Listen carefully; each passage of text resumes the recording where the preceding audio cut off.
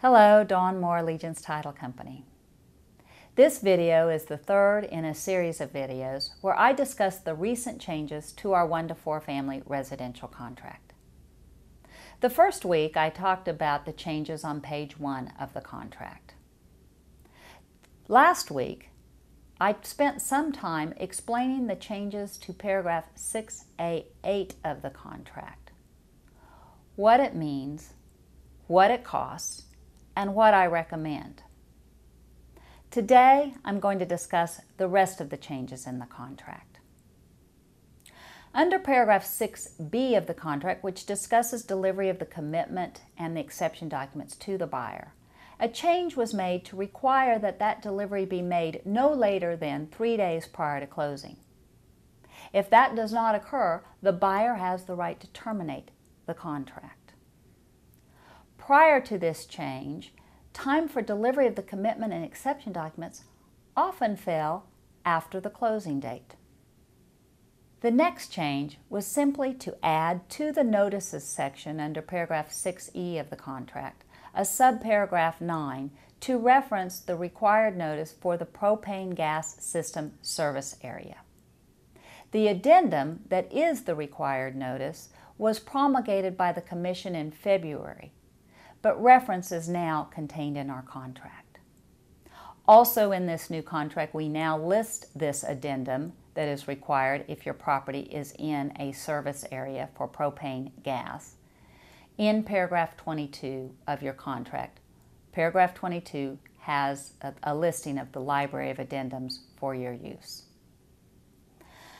A non-substantive change was made to paragraph 7D of the contract. The language was changed from buyer accepts the property in its present condition to buyer accepts the property as is. The courts have held that the words in its present condition means the same thing as is. This is because there is no such thing anymore as what we once referred to as caveat emptor or buyer beware. The seller is required to disclose all defects he knows or should have known exists on the property. As is then means as is with full disclosure.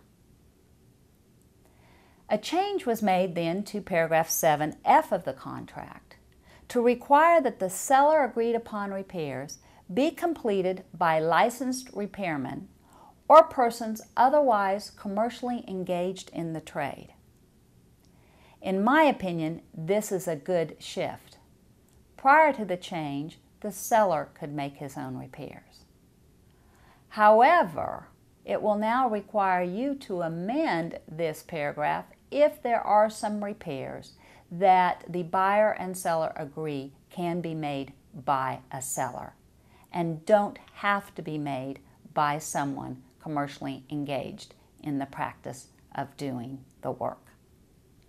A change was also made to paragraph 7F of the contract to require seller agreed upon repairs be done by persons who are licensed to make such repairs or are otherwise commercially engaged in the trade. Prior to this change, the repair paragraph said that it can be done by persons who are licensed or otherwise allowed by law. This allowed the sellers to make repairs to their own property. I think the change is a good shift. However, it may require you then to do an amendment to this requirement if the buyer and seller agree that there are certain repairs that the seller can complete. Another change under paragraph 7F had to do with the time for extending the contract for repairs which were not completed on or before closing. The contract now allows the buyer to extend the closing date up to 15 days to complete the repairs. That extension time has been reduced to 5 days. A new paragraph was added under 10B of the contract to address leases. Subparagraph 10B2 was simply taken from another provision of the contract and moved to this paragraph. But Subsection 10B1 is an addition to your contract and was added for education purposes only. It states that after the effective date, seller may not execute any lease, including but not limited to mineral leases, or convey any interest in the property without buyer's written consent. Actually, under our contract law, the seller did not have a right to do that anyway. So again, this is education purposes only.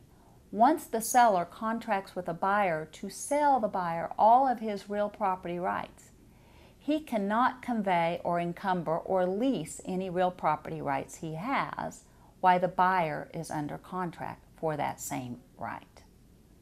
However, many people did not understand that mineral interest was a real property right that you convey with that contract unless you reserve it. Sellers were executing mineral leases after they had executed contracts to the buyers. A mineral lease is a real property right that if you have already agreed to sell that real property right to the buyer under your contract, you cannot execute a lease for that same right. The mediation provision of your contract was also changed to provide for automatic agreement to mediation. There is no longer a box to check saying will or will not agree to mediate. It defaults to an agreement to mediation. The next paragraph that got changed had to do with delivery of the option fee. The time for delivery has now been extended from 2 to 3 days. This accommodates that Friday signing of the contract and difficulty of delivering the option check on Sunday. Finally, the broker information page has been changed to try and make it more clear that the brokers are not to sign that page of the contract. That page of the contract is information only. Hopefully, these instructional notes on that page will make it clear to any lenders that the brokers are not to sign that page of the contract. And hopefully the lenders will quit making you sign that at closing. These 3 videos cover the changes to the 1 to 4 family residential contract. The 1 to 4 family is a template used by Broker Lawyer Committee to make changes, and if any of these changes are appropriate for the other contracts, they are automatically made.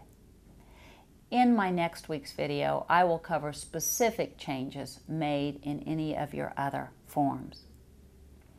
And I will also discuss the mutual termination of contract and release of earnest money that was approved by the Commission in April.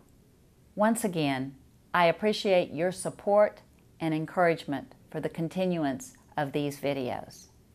We hope you find these helpful. Allegiance Title wants to be your resource for results. Thank you.